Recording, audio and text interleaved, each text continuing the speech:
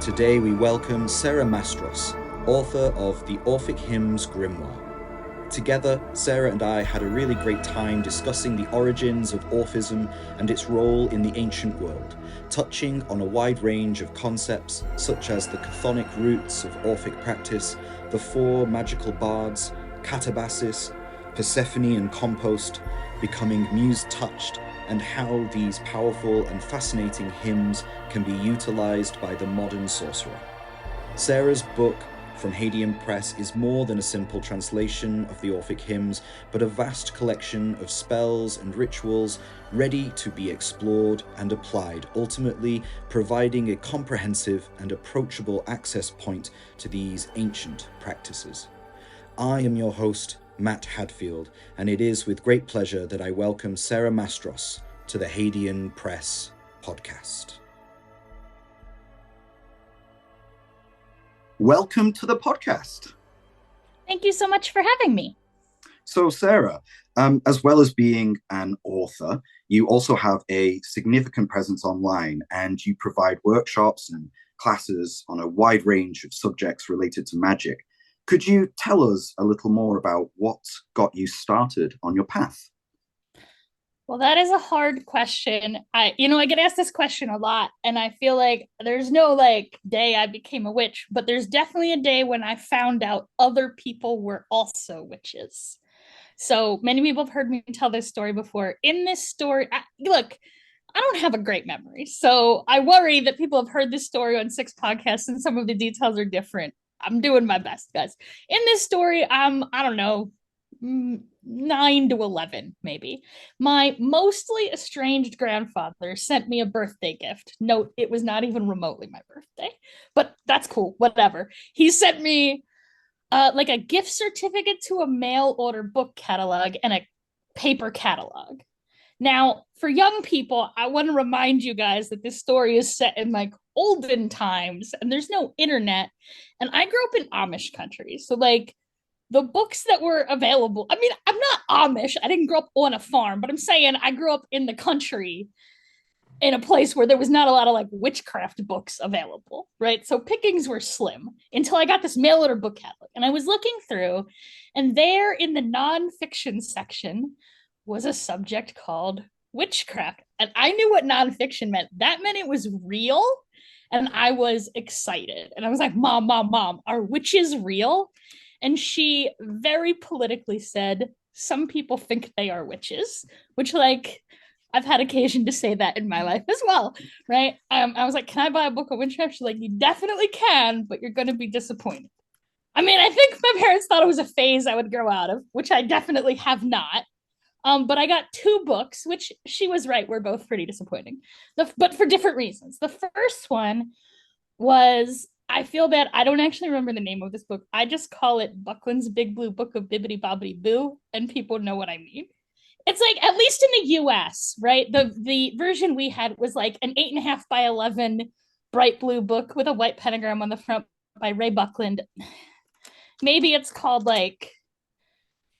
Encyclopedia of Witchcraft, or I don't know. It has some really generic introduction to witchcraft type title, but it was one of the only books on the market. And that book was about what we would now call,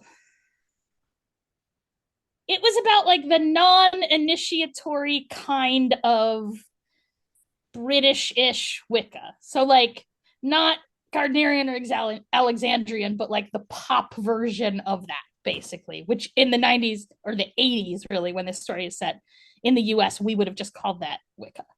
And that book was interesting, and I learned a lot of good things from it. I also maybe learned some bad things from it. I will say that the good things I learned from that book are magic is real, and you can learn to be a magician, but it's hard and you're going to have to actually work at it. Great lesson. And I learned that real magic is hidden between the lines in mythology and folklore and history. And if you look for it there, you can find it. Also, an excellent lesson I feel has served me very well. Also, I learned some other things, you have to have one he god and one she god, which I will say I was fully prepubescent and quite sheltered when I learned that. And I did not really understand what they were talking about. So I picked Hermes and Hecate, like the most genderqueer lord and lady I could have picked. And I'm no lie, that's been working great for me this whole time. So that was the one book. And I liked it. It had a lot of good information and it felt like I was really learning things. But like aesthetically, it was like not, I don't know, it had no like fairy tale romance to it, if you know what I mean, right? I got another book called The Encyclopedia of White Witchcraft, I think, by Patty Slade, which was gorgeous. It was like a coffee table book. It had like these full page, full color nature photos of that is what we would, I guess, now call maybe like British traditional witchcraft, but Mhm. like a little bit on the like lighter end and not the like ooky spook end, I guess. I mean, I feel like everything has a name now. Between you and me, I feel like British traditional witchcraft is definitely not traditional. And like, honestly, I'm a little sus that it's British. But you know what I mean? Like, I don't know, it had that vibe to it. And that book was gorgeous and like aesthetically great. And it definitely had like a sort of like, I don't know, like a witchy vibe to it that I was there for. But like objectively, I could not tell you anything I learned from that book, which was basically just like, here's the wheel of the year. Like, well, like aesthetically, I liked all the things she was saying. And I was like 9 to 11. So I will say, if I went back and reread that book, I imagine her, like, you know, fact checking could use some help. But she definitely presented this idea of witchcraft as like a, you know, like in the like Margaret Murray way, which I was there for. The historical accuracy of that, I don't know. But as a like romantic mythology, Mhm. the idea of like a prehistoric feminist witchy goddess cult, like I'm there for that idea. Like it is inspirational. As a matter of fact, I prefer my feminist utopias in the future rather than the past. Yeah, In. we might touch on that But later on with Ursula Le Guin a bit, but oh um, please. So um, that's how I got started. And then yeah. from there, it was, I will really say, Ray Buckland's teaching that like it is there written between the lines and you just have to like nerd for it, like that really made a big impression with me. And I feel like that's what I do for a living, is I read carefully between the lines of things and like tease the magic out. That's a really excellent point. So, in our interview today, Uh-huh. we're going to focus on your most recent text from Hadean Press, the Orphic Hymns Grimoire. Could you tell Uh-huh. us a little about what the Orphic hymns actually are?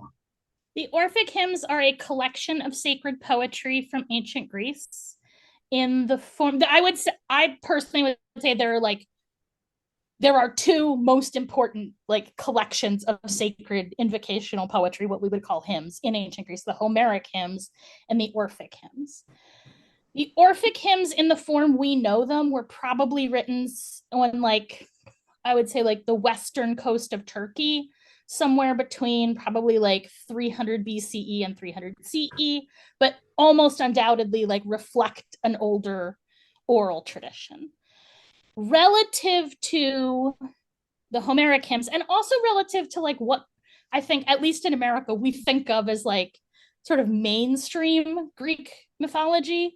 Orphism is its own thing, which is like more maybe mystic and ecstatic, and is not fully approved of by like the upper class Athenian elites who feel like Orphism is for women, slaves, foreigners, and other undesirables. And when I heard that, I was like, oh, they mean me. I'm the undesirable. Got it. Right. And so that was like what attracted me to Orphism. There are 88 of these hymns. We don't know for sure who wrote them. One legend says they were written by Pythagoras, which is my personal favorite legend, although I do not believe that to be true. So Orphic Hymns Grimoire has my translation from the Greek into modern English, like modern vernacular English. For each hymn, it also has an icon, like a coloring book style image of the god in question for each one. And then there's like additional stuff, which started off as just like footnotes to my translations, but rapidly turned into half the book. So there's a lot of like historical and cultural context.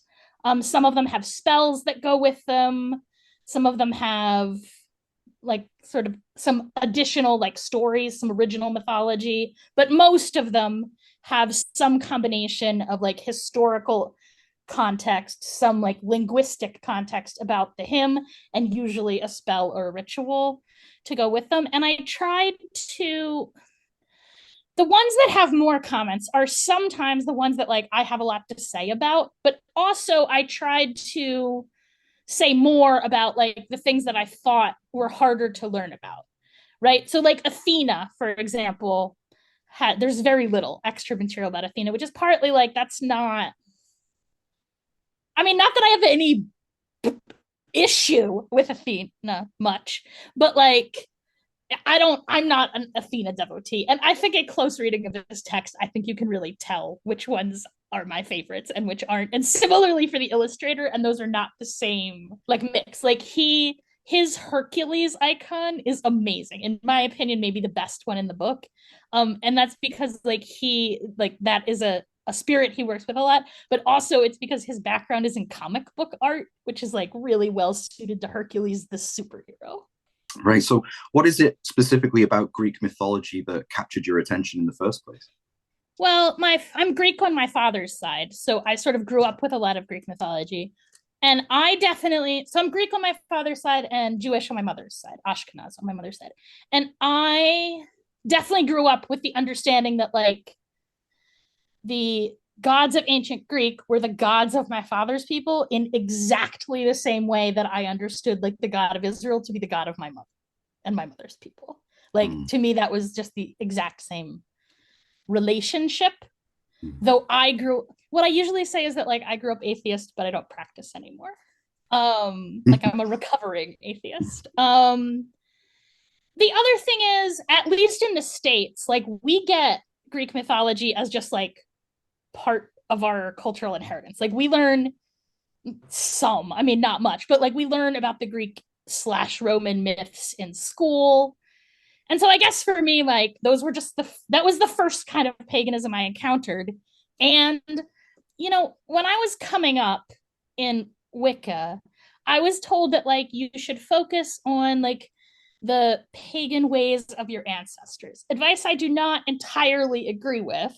But for me, that meant like Judaism and Greek mythology. And that is such a like rich, I never ran out of that. You know what I mean? Like that's like a lot of magic in between those two. And I'm particularly interested in where they overlap. So I'm particularly interested in like Hellenic Judaism and in things like Orphism that are, you know, we don't always contextualize it this way, but like a lot of Orphism is about the influence of Judaism and other like Semitic and Levantine faiths into Greek mythology. Like Orphism has this like Eastern inheritance more than what we think of as like mainstream Greek mythology, which is what people think of when they think of Greek mythology is Homeric mythology filtered through British Victorian neoclassicism. Like that's actually what people are thinking about when they think about Greek mythology generally.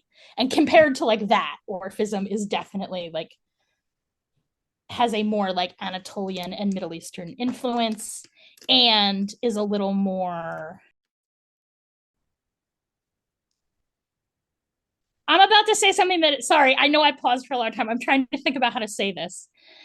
To grossly oversimplify, Orphism is more of a like people's religion, and Homeric religion is maybe for like rich men.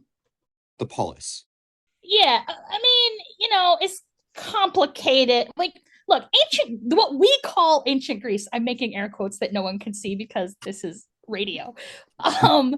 Like what we call ancient Greece is actually like thousands of years and like and ranges from northern India to like southern France. Like that's what we mean when we say ancient Greek. So there's a lot of different things going on, but broadly, Orphism is maybe Homeric mythology is really filtered through some upper. There's a lot of what it turns out is like Athenian political propaganda woven into it. So, like, more state religion as opposed to folk religion? Yeah, yes, that's what I'm getting at. But of course, it's more complicated because there's not one state, there's a whole bunch of different states who are at war with each other a lot. And thousands of years of history. Right, yeah, Yeah. exactly. And Orphism, in which the Orphic hymns are quite late. Like the Orphic hymns, to contextualize for people, are basically the same age as the newest parts of the Jewish Bible and the oldest parts of the Christian Bible. Another way to say that would be like they are roughly coextant with like the PGM, the Greek Magical Fire. Like that's broadly the same time period. That is to say, much later than like Plato or Homer. Though again, the Orphic, like Orphism is old. It's just this particular version that we have that survived. of it, that survived, which only barely survived and only survived in Arabic libraries. Look, I'm not a textual historian, so it's possible that what I'm about to say is wrong, but I'm pretty sure that what I'm about to say is true. And that is all European copies of the Orphic hymns come from a single manuscript that was imported from Constantinople into Italy. I'm going to say that that happens maybe around 1500, but I didn't prepare for this interview, so I'm not 100% sure on that like exact date. Okay, so who exactly was this figure, Orpheus? Okay, so there are 4 like legendary magician bards in Greek culture that we talk about, right? I'm gonna go backwards in time. So the newest one, like, is Hesiod, right? Who was almost certainly a specific historical person who like wrote things down, right? Not an oral tradition, but he's writing. We know that because in some of his books in the introduction, he like tells personal stories about how like his father moved him to this shithole in the middle of nowhere, and now he's involved in like an inheritance dispute with his brother. And those are like not the kind of details you would expect to be transmitted in an oral tradition, right? So he's probably a specific person, specific time. The next one is Homer, who probably isn't a specific person. It's probably a relatively small group of people developing an oral tradition over time. As we go back, the next 2 are Orpheus and Muses, right? So Orpheus is sort of the oldest figure. I don't think anyone thinks Orpheus is like a specific historical figure in any way. Like that is the same way like Hercules. Like this is a myth, or Jason from like Jason the Argonauts. Like this is a fully like mythological person that like probably is based on some kind of conglomeration of people from some time, right? So he is the son of Calliope, the leader of the Muses. He is like a magical bard, basically, right? There's a lot of stories. Can I read a poem? Of course. So I have a poem about Orpheus in this book. Okay, so this is not a translation. This is just a poem I wrote called A New Hymn for Orpheus. Listen to this tale of the poet most renowned, hero and mystic, weaving magic made from sound. Orpheus, an orphan slave from ever-blessed Thrace, whose ecstatic charismatic rites crack open heaven's face, and under peal of thunder drums trace a path from trance to grace, redeeming what merely seems and revealing what's been debased. The son of songstress Muse, high priest of all harmonics, archaic storytelling bard hooked on heaven's phonics, great cosmic voice that opens up the heavenly abode, goetic oracle and orator, our hero and rhapsode rose swift to fame and fortune for the stories that he told. He spoke the language of the birds and sang them from the trees. He sailed the seas out to the east to seize the golden fleece. He raised the sailors' spirits and sang the fish up from the seas. He outsang Siren's serenade, thus besting bitter banshees. Some say it was at a wedding that he met his soul's true love, the Princess Eurydice called Justice wide above. But she was bitten by a viper, and he held her wailing woe as her soul flickered and fled and made its descent into the depths below. Others say she was immortal, and her descent not deathly loss, that she is great Hecate hidden in patriarchal gloss. In any case, brave Orpheus sought his love below the dark. He crossed the river of life and death, the true magician's mark. With 7 songs for 7 steps, he charmed his way below, through dark and cold and death and lethe into the earth's hollow. The queen of hell fell under his spell, enchanted by the sound, and found his love where she lay bound beneath the ancient mound. With further songs and spells, he charmed the guardian of the dead, cracking locks and rolling rocks that blocked where justice laid her head. The queen gave leave to lead his love back up above the ground, but Orpheus, hell said to him, you mustn't turn around. Orpheus, still young and brash, failed the dark queen's test, so Hecate Eurydice sleeps on Persephone's blessed breast.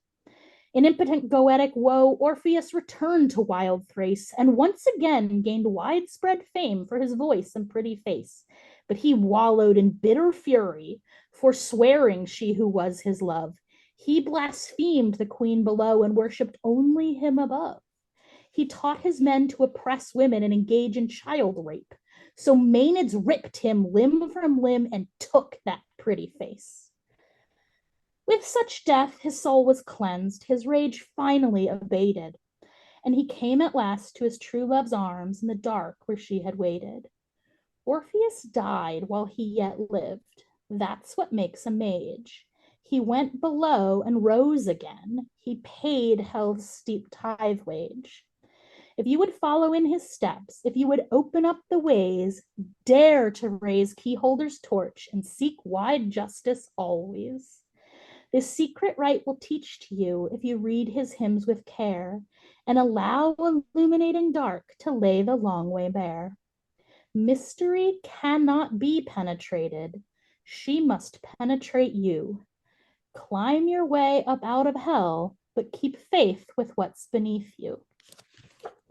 What a wonderful historiola, I guess, of his life.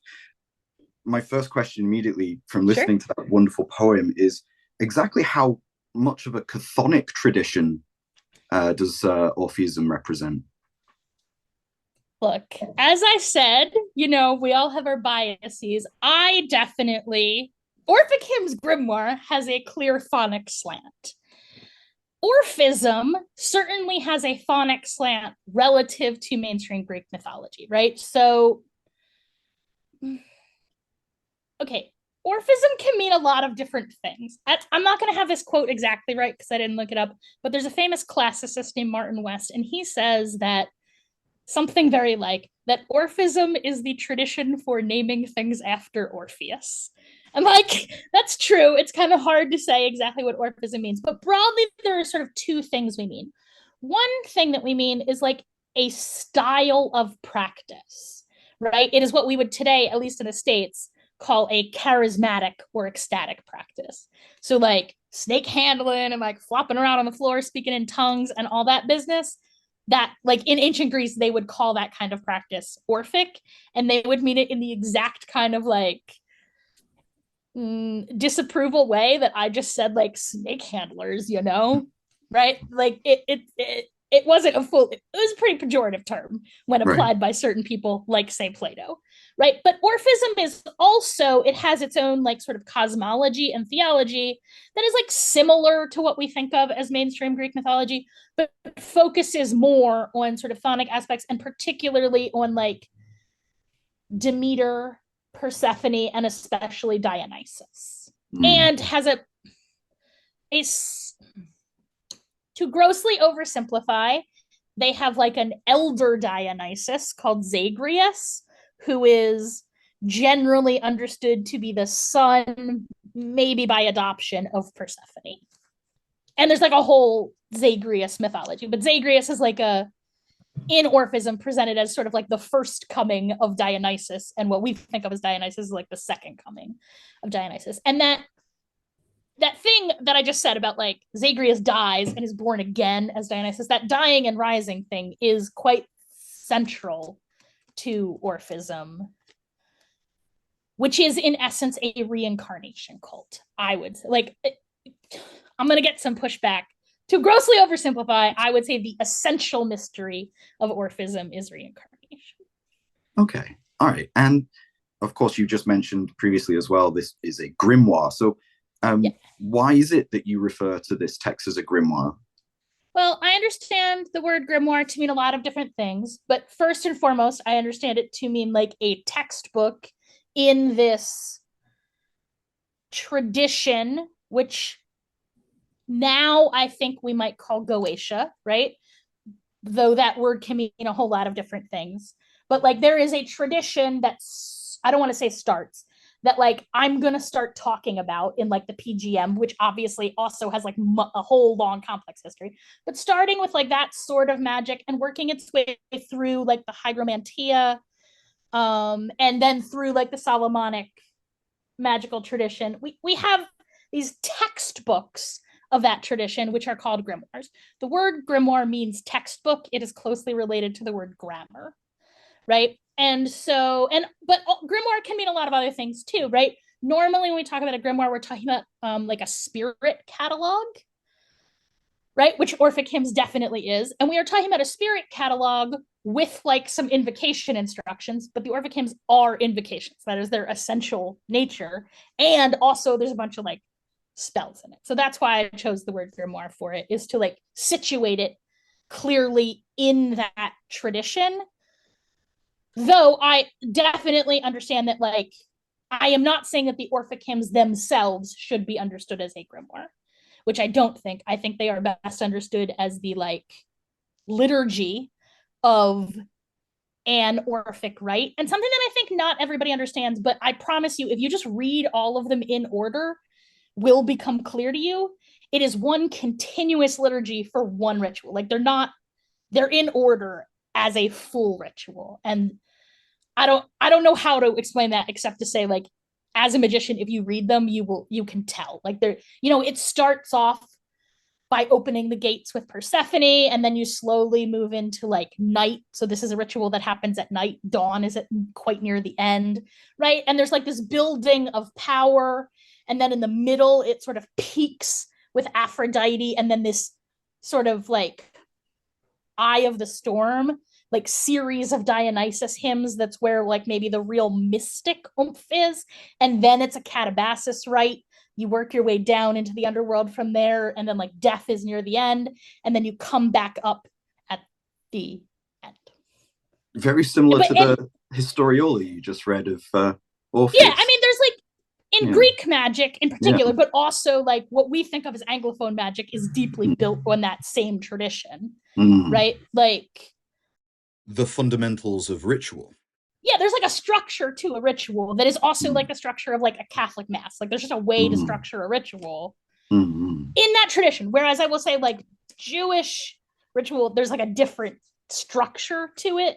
So you could also write like things on other ritual frameworks. But what we think of as like a normal ritual framework in our Anglophone culture is built out of partly this ancient Greek format. And so like, and that's what I mean. So as English speaking magicians, like it's a familiar narrative structure to the ritual. So the first part of your book begins with a warning and a quote from one of my favorite science fiction authors, Ursula Le Guin, who said, my favorite as well. She said, "I love translation because I translate for love. I'm an amateur. I translate a text because I love it, or I think I do. And love craves close understanding. Translation for me is discovery." I would really love to hear more about why you chose this quote and why you wrote, "This book is a game of scholarship, one I hope you will enjoy playing with me." Well, let me start by saying the sentence immediately before what you wrote, which is that this work is not a work of scholarship, right? I guess technically I am a scholar, but my field of scholarship is theoretical mathematics and not this.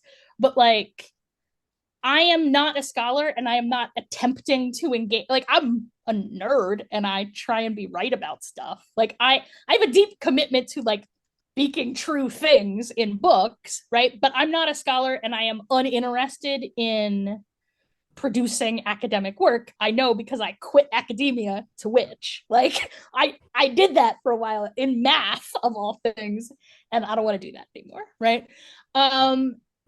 So for me, right, like the Orphic hymns are the first thing I ever like sort of translated in a magical way, right? Like I mentioned I was a mathematician for a while. My specialty was cryptography. And I'm like, I don't know, devil tongued. Like I'm pretty good at languages. Like, my brain does that pretty okay. But like, so I would sometimes read magical texts in not my native language and not languages I'm fluent in. Like I want to be clear, I am not fluent in Greek. Like I can also, I will say I'm like skeptical about what it even means to be fluent in an ancient language, but like I am, and I'm not a linguist, right? Like I'm, I can read ancient Greek enough, I guess, right? And I'm a language nerd, so I can like really deep dive into it when I want to.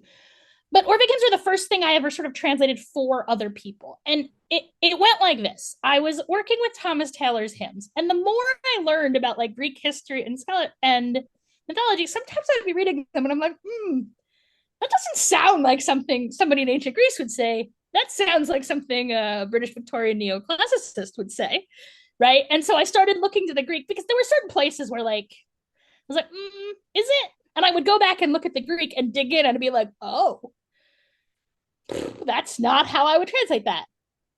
Like, it's not that I would say it was wrong, but we, like I was saying, we all bring our bias, right? And Thomas Taylor's bias and my bias are actually pretty close.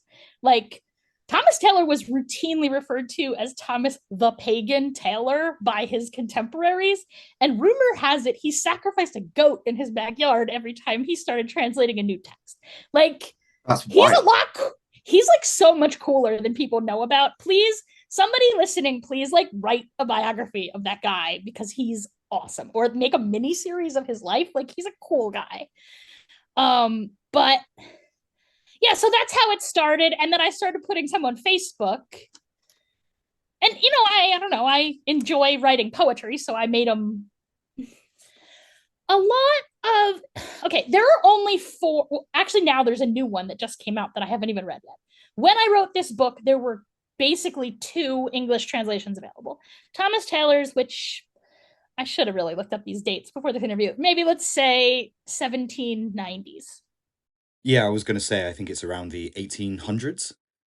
Yeah, it's right around 1800. Like, I'm confident that it comes out sometime between like 1790 and 1815, in that range, right? And it's poetic, right? Like, it's got a strong meter, it rhymes. Yeah, it's what I've used for years now. Yeah, it's what I used for many years. Like, I am in no way throwing shade on that translation. Also, it's available free on the internet, right? Like, I'm into that. But like I said, it is a product of its times, and that is woven through it, right?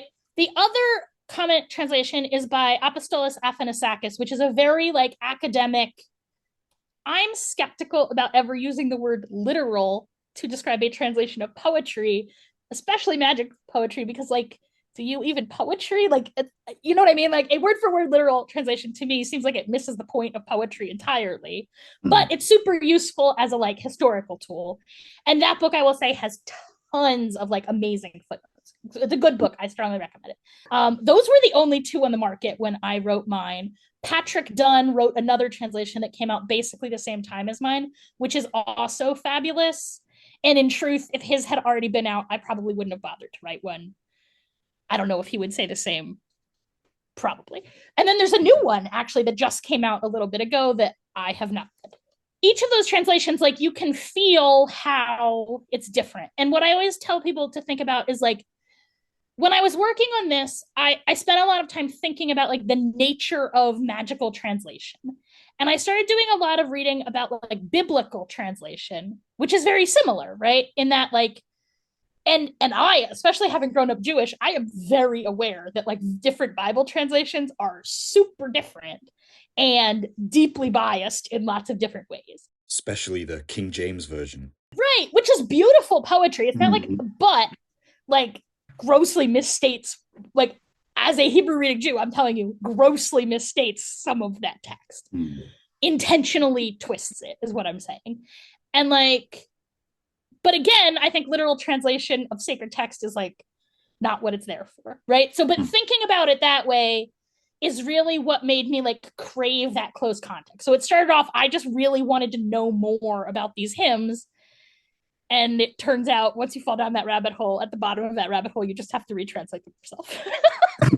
My next question was going to be, as you call it, a game of translation, from the perspective of somebody reading and using your book, is there room for adaptation?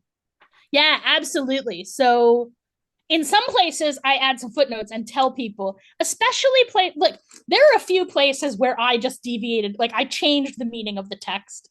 I footnoted them, and I did that for reasons. But like, for example, in the hymn to Hercules, the hymn praises him for like putting down the savage races. And like, I wasn't gonna say that. Like, I don't want to pray that. And I like to imagine most people reading this book don't want to pray that. So I just put suppressing savagery. But that was enough of a change that I felt the need to note it. And in most of those cases, I actually provide an alternative couplet, but I strongly encourage people to adapt them. In particular, the last couplet, for some of them, last two couplets are like a request. And those, when you use them as spell work, like I always rewrite them for the specific one at hand. So even in really simple ways, like the hymn to like Hygeia for health is probably the one that I pray as a prayer most often, right, for people. And I just always rewrite the last couplet to have their name in it. And then in the second edition, there's an appendix at the end with advice for just writing your own hymns in this style. Interesting.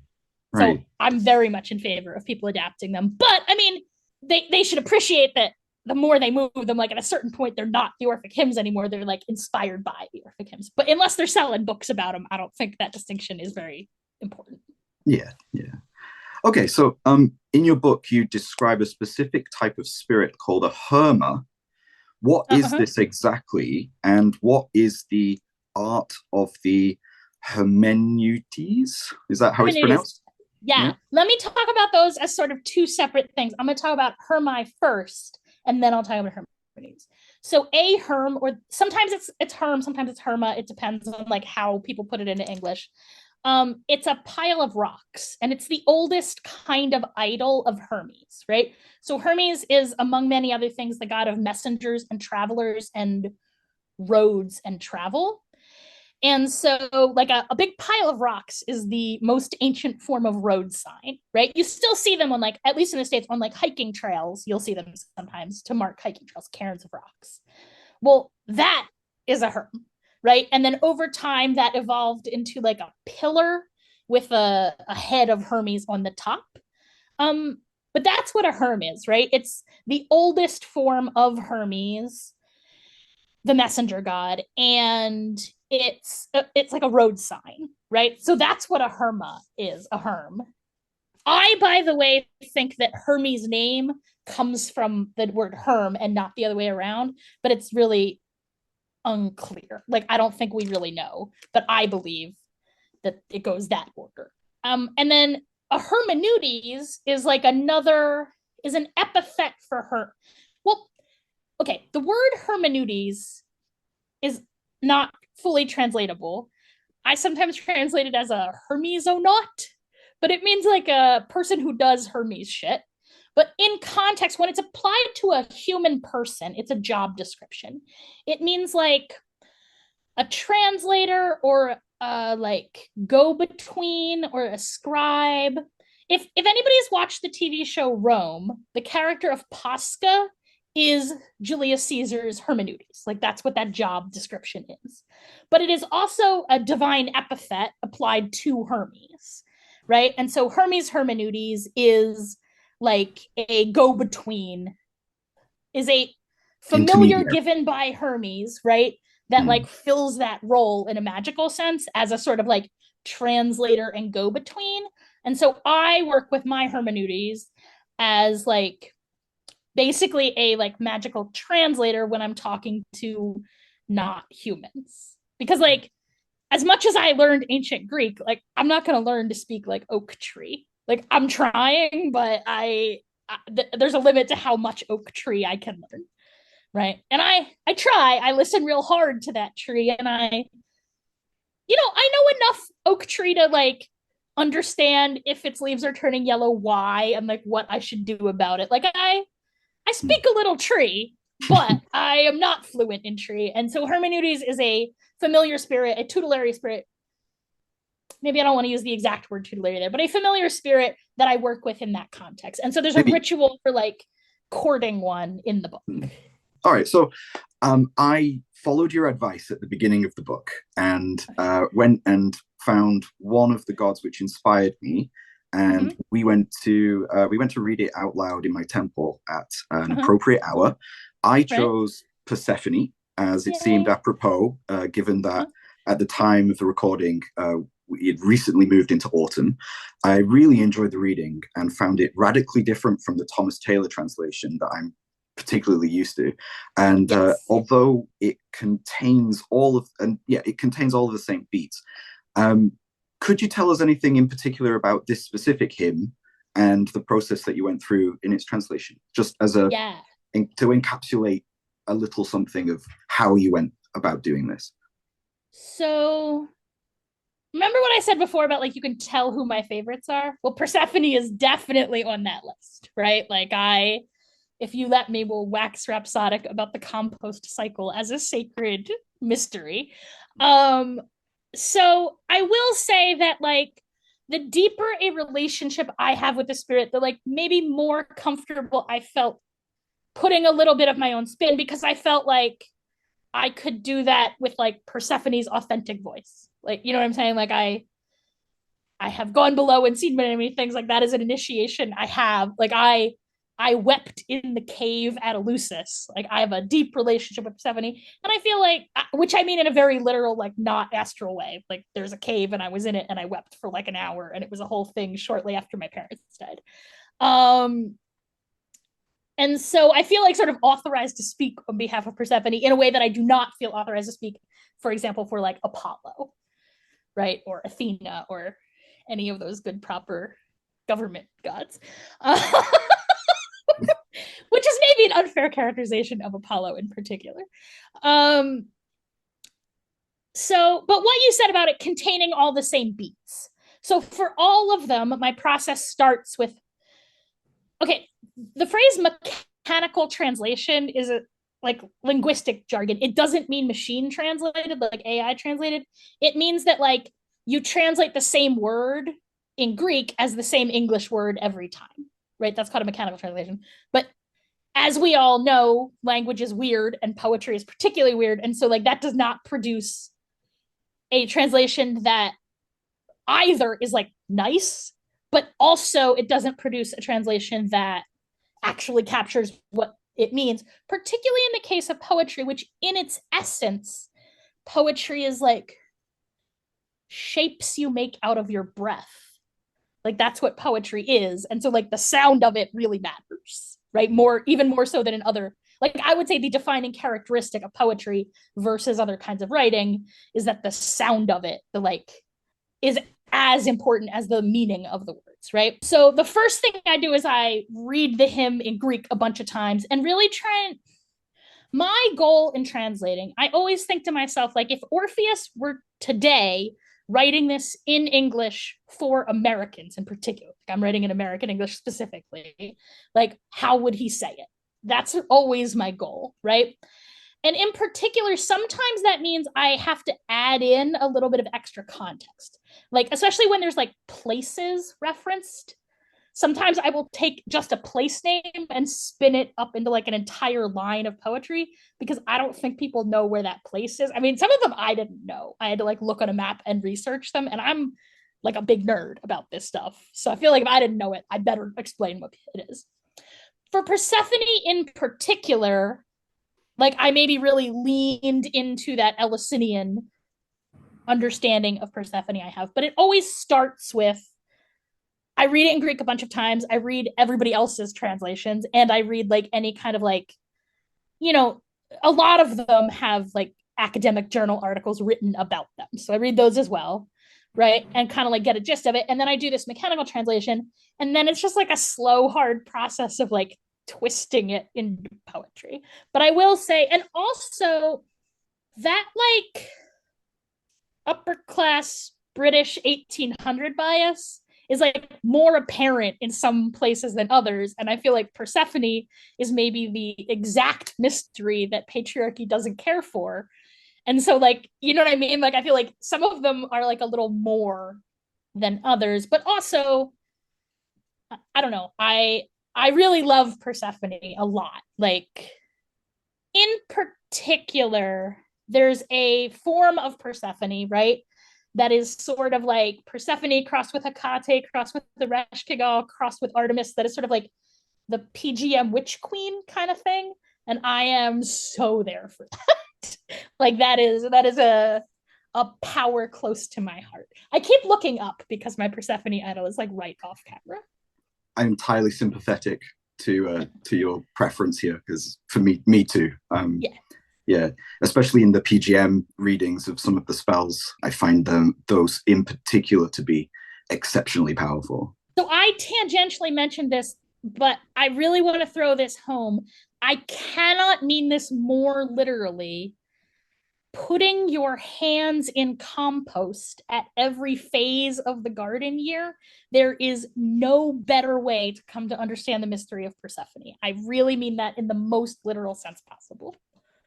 Interesting. So like decomposition of matter, rebirth, all of those things. Persephone, we talk about Persephone sort of always on the like descending end, right? The Persephone is the queen of hell, the like goddess of death, but Persephone is also rising up, the force of spring that pushes like seeds to blossom and blossoms to fruit. Like it's the entire cycle of that. And I feel like planting things and composting them in the fall and like that and watching that play out in real time. Yeah. You're engaging in a katabasis. Exactly. By doing that. And like, at least in America, I'm going to assume in other English speaking as well, we talk about a food chain, but it's a food cycle. There's a whole bottom half of it with like mushrooms and bacteria and things. Just as important. We just don't. Yeah, that is like, yeah. And maybe I feel like more complicated, more in depth because of the processes. It's definitely like harder to understand for those of us who breathe air. Like we live in the bottom of heaven. And so I think we are by nature pretty blind to things that happen under the earth. Okay, so thanks for that, Sarah. That was really cool. So sure. Last question. Could you describe something of the self-initiation ritual which you have included in your grimoire, and why do you think that undergoing such a process is so important? Okay, so at the very the thing that we're talking about, I put at the end of the book in the second edition, but in the first edition and in like actual Greek manuscripts of the Orphic hymns, it's actually the first thing, right? And it's this hymn called the Hymn for Muse-Touched. So remember a long time ago, I said there were 4 ancient Greek bards, but I actually realized I only told you about 3 of them. The 4th one is Muse-Touched, who some people say is Orpheus's teacher, and some people say is Orpheus's son. I just assume he named his son after his teacher, and that resolves that problem for me. But Muse-Touched, I generally, in this context in particular, actually understand it as a, by the way, some people say that Muse-Touched is the same person as Moses, which I think is ridiculous, but also really cool. Like it's a cool idea. I think about that a lot, but I'm skeptical about the historical accuracy of that sentence. So Muse-Touched means like the one of the muses. It means like the musy person, right? And so I understand that, at least in this context, and like maybe I'm crazy, but this is how I understand it. To me, it's like a cult title. Like you've been touched by the muses. Like, you know, Orpheus is a bard, and so Orphism is like a bard cult, right? You can tell, especially if you read the hymn to Apollo, you're like, oh wait, this is a sacred hymn that maybe this is not clear in English. It's probably not at all clear in my translation because I am not a musician, but like there's a lot of technical stuff about like ancient Greek music theory in that hymn that I only kind of theoretically understand as not a musician.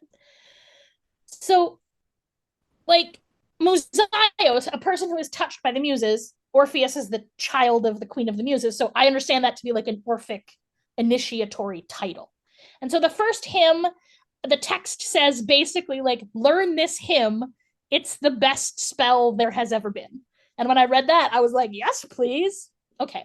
And so that is basically a very quick, like it sort of runs through all the gods fast, right? In the span of like maybe in Greek, even much faster than mine, right? Like, but mine is, I don't know, 2.5 pages maybe, right? All the gods the whole way through. Interestingly, not exactly the same list as the Orphic hymns themselves, which makes me think, and I think scholars agree, that like the hymn to Museos and the rest of the Orphic hymns maybe were not written exactly together and they got together like they might be different authors because there's a difference in the list of gods and there's also a slight difference in the like style of the Greek. So it's just basically the way I wrote it. It's in couplets, right? And I kind of wanted to be like, how do you get to be Muse-Touched? Like, how do I get to be one of these Museoses?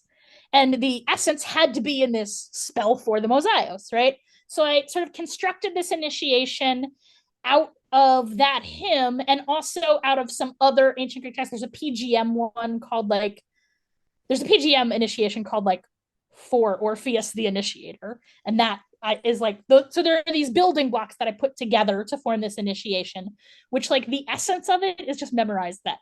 Like there's more to it than that, but that really is like the sort of essential initiation is you just memorize the poem. And this essentially makes you Muse-Touched. That's the phrase you use, right? Yes, I am trying to translate the word Museos, right, which means like muse person, but Muse-Touched. And at least my experience of it is that it is like I'm making gestures with my hands that are not helpful at all in audio, I realize. The icon for the Muses in the book has this picture of like little muse elves just like messing around in somebody's brain, right? And like that's my experience of the Muses is I can like feel them putting stuff in my brain.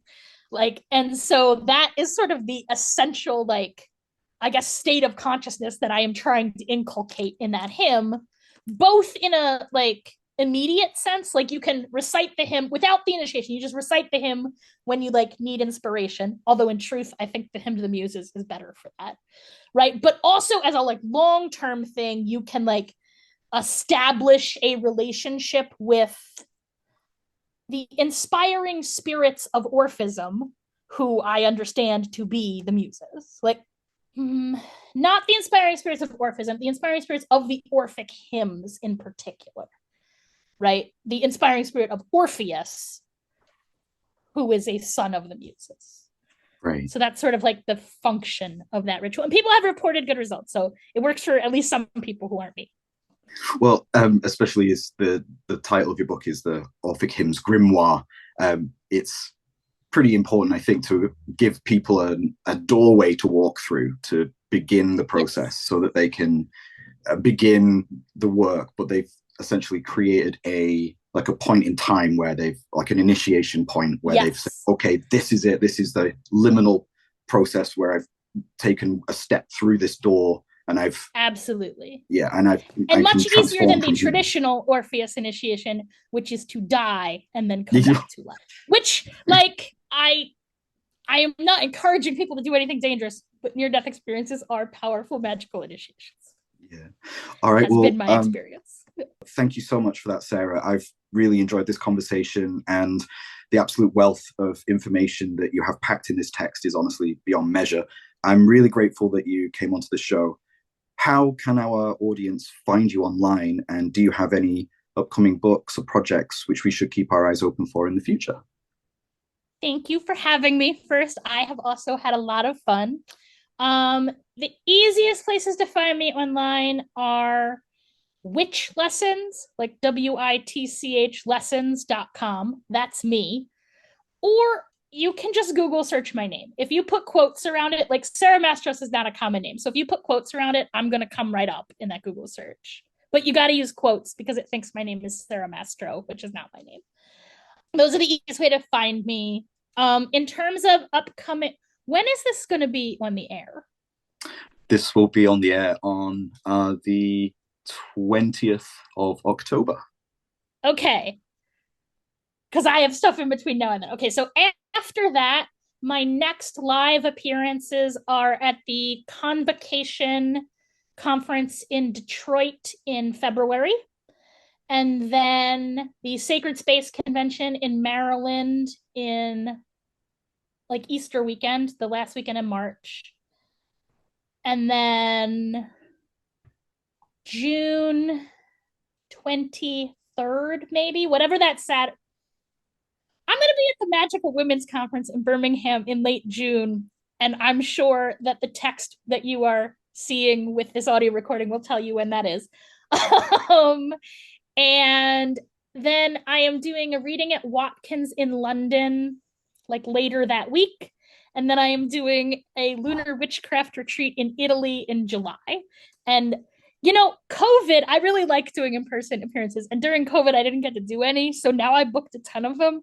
But between you and me, now that I say that schedule out loud, I'm like, you're busy. Regretting it. Yeah. Like after that, I guess I'm never going to leave my house again right now is the plan. In terms of upcoming projects, let's see. I currently have an Introduction to Witchcraft course running that just started. People can still join. I have a course on the Solomonic Pentacles that similarly just started and people can still join. And then I have a book on the Solomonic Pentacles coming out January, let's say 8th, the first week in January. And that's from Wiser Books, and it is called The Sorcery of Solomon, A Guide to the 44 Pentacles of the Magician King, I think it's the Very title. nice. Very nice. All right. Well, excellent. I'm really looking forward to reading more of your work in the future, Sarah. Thank you so much. Thank you so much for having me. I had a great time.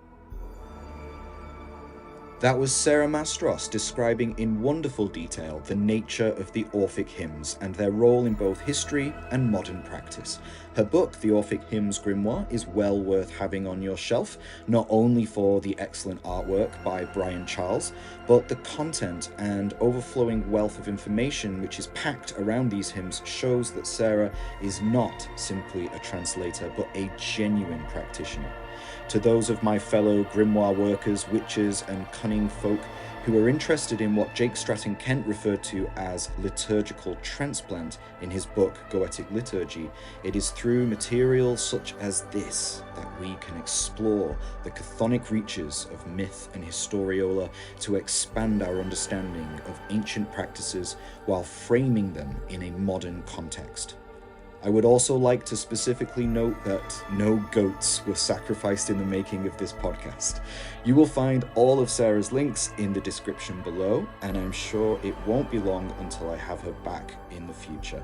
Please subscribe, like our videos, comment and share if you can, so that we can reach our goal of 1,000 subscribers by the end of the year. I really hope that you enjoyed this conversation, and I look forward to seeing you again in the next one.